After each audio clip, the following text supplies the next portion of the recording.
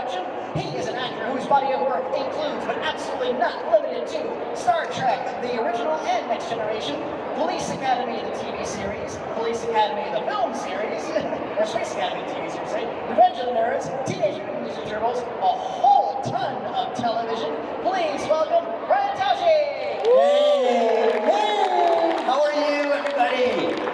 Okay, this is kind of a free forum here. And some people have kind of asked me, all right, how did you get into the entertainment business? And so basically, this is kind of a different story than a lot of other people who like say, oh, I wanted to be an actor, so I went to school, and I studied, and I got an agent, and I finally got work, and now I'm working at McDonald's. No. So the way that I got started was my father owned like the hair salon in Beverly Hills way back when I was a little kid. There was two main hair salons.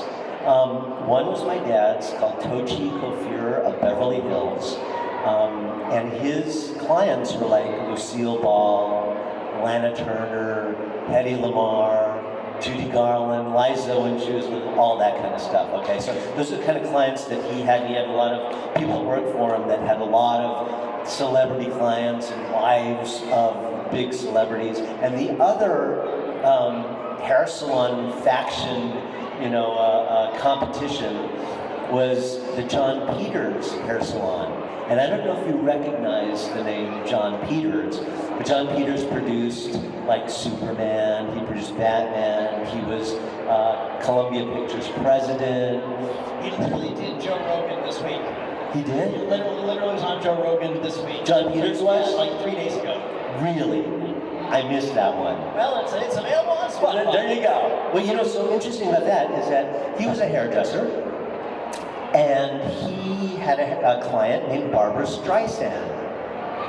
And Barbara Streisand said, "You want to be a producer?"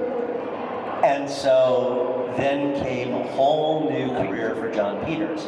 Anyway, getting back to when I was a little kid, I was one of those little bratty kids who was running around the place whenever, and it just so happened that one of the top kid agents was my dad's client, and she says, "Who's that brat running around? Who's that guy running around?" I have to say this, when you're not in the entertainment business and you're a child who's precocious and basically a brat, you're a brat. When you're in the entertainment business, you have personality. So, anyway, I said I would love to do that. My dad came home and said, do you think Brian would be interested in doing, this acting thing, maybe some commercials, maybe some whatever? She says, no, those people in Hollywood are just horrible. No. And I said, yes, I want to do it. So they let me do it. And lo and behold, I was really lucky. I was hired, one of the first things I ever did was I was on the original Star Trek, of all things. And I remember, now since, is this going to be filmed? Because I can tell this story. Maybe I shouldn't. I have some inside stuff. But I will say this. Everybody was really nice. When we did the original Star Trek, it was this episode called "And the Children Shall Lead." Wow, you know this stuff. You're amazing. Anyway, it was so. That's the reason why I have this job. Oh, there you go. And there, we were the kids who took over the Enterprise, and we called on this Gorgon. Hail, hail, fire and snow. Call the angel, we will go. Far away, for to see. Friendly angel, come to me. Patty is amazing. This man is amazing. He's amazing. No, I'm just a nerd. Yeah. And nerds are good. Nerds are good. We'll get to that later. Okay. Anyway, so it was so funny because people ask me, what was it like to be on the first Enterprise? And I remember it was kind of a little kid thing. As kids, you have imaginations.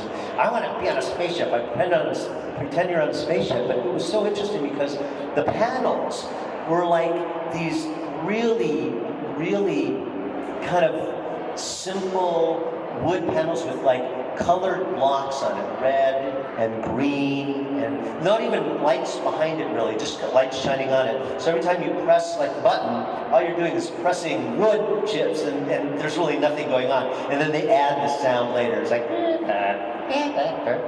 anyway, that was like my first kind of foray into TV. And everybody was so nice. We filmed this in Paramount.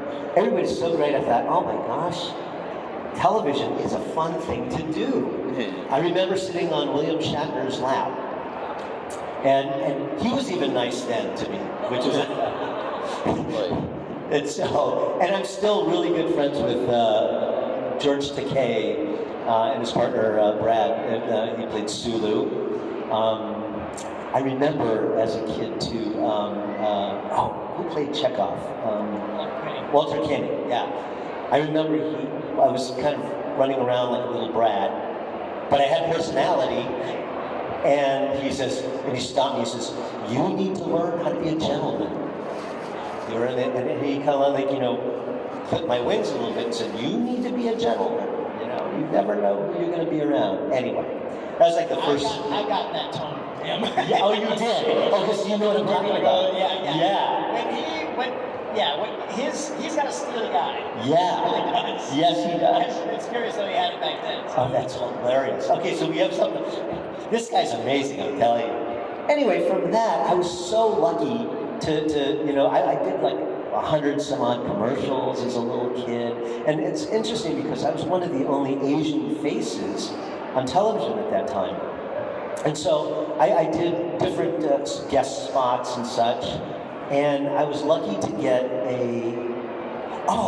you know what, actually, the reason why I got into business is there's a guy named Art Linkletter, and which is way beyond anybody's time. A lot of people are shaking their heads like, yeah. Yeah, and he had a thing called Kids Say the Darndest Things. Well, I was this little kid in like first grade or whatever, in the last season of that, and I was chosen by my principal because I was a brat, but I had personality at the time to actually do the Kids Say the Darndest Things show. And I thought, oh my gosh, they picked the kids up in a limousine. They took us out to this great restaurant, and we could order anything we wanted on the menu. I thought, wow. And then they gave us like little toys and things, and I thought, okay, that's before I got into to be an actor.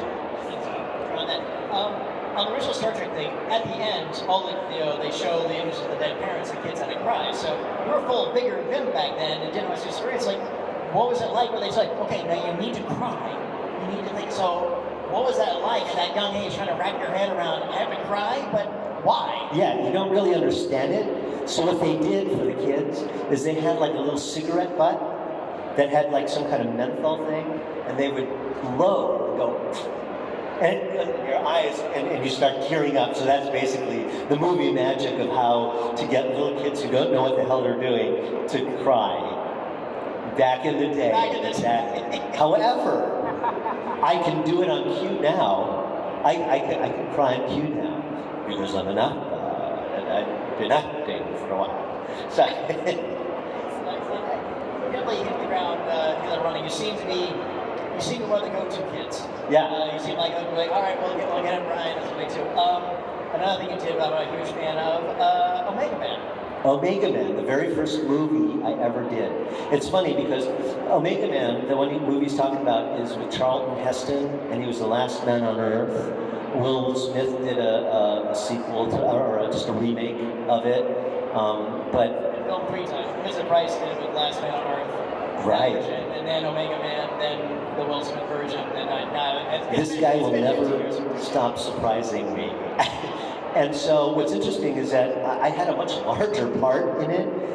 So there was this me and this other girl, her name was Jill Giraldi, and we had a lot to do in it. They kept her in, but they cut most of my stuff out. However, what was interesting about that, being my first movie, I was living in Southern California in a place called Orange County, which is kind of south of Los Angeles, and we were filming at Warner Brothers.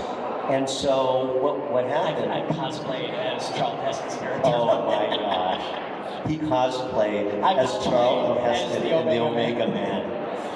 But what was so interesting about that is that, you know, kid actors, you have to go to school, but you have, when you're doing a movie, you go to the studio school. And I basically grew up in studio school anyway. And so I would, if I wasn't filming that day, I still would have to, my mom would pack me up and take me all the way up to Warner Brothers just to go to school and then back down. I thought, hey, this is great. I only had to do 3 hours of school at the time. I thought, still, reinforcing the fact that I thought the movie business was really fun. And so it came out, it was a big thing because Charlton Heston was such a big star and he was really nice and spent time with him. It couldn't have been nicer. We filmed around areas like where the Friends fountain is. That's where he died in the thing. Spoilers, sorry. Yeah, that was in the Screen Gems lot, which was then owned by Warner Brothers at the time. And it was just kind of a neat thing. And I was it was so funny, speaking of Charlton Heston, my first TV series was a thing called, anybody remember Yul Brynner? Yul Brynner, he was bald before before it was fashionable. And he was like a second dad to me. I had 2 actor friends that were like second dads. But there was a TV series on CBS called Anna and the King. And it was a takeoff of The King and I played the oldest son to Yul's king. There was Kilu, who was known for Kung Fu. And Number one son in the Charlie Number one son in the Charlie Chan. Exactly. Yes. And Samantha Eggar, she played Anna, who is the kind of quasi-love interest to Yul Brynner in the series. What was interesting is that the series was back-to-back. We had the exact same producers as MASH. And all the same producers, everybody. And we were on Sunday nights at 7 o'clock. And MASH was Sunday nights at 7:30, so we were back-to-back on CBS. Lead-in. And it was interesting, at the time we were the most expensive show in television. Yul Brynner was making, at the time, $65,000 every 4 days. And back in the 70s, that's a lot of money. Anyway, that was my first TV series, but the reason why I brought that up is because Yul Brynner used to make fun of Charlton Heston all the time. His acting. He would pretend, they were good friends. And I mean, like he was best friends with Elizabeth Taylor and Richard Burton. I mean, all these people are amazing that we meet. Like that tail end of classic Hollywood. Exactly.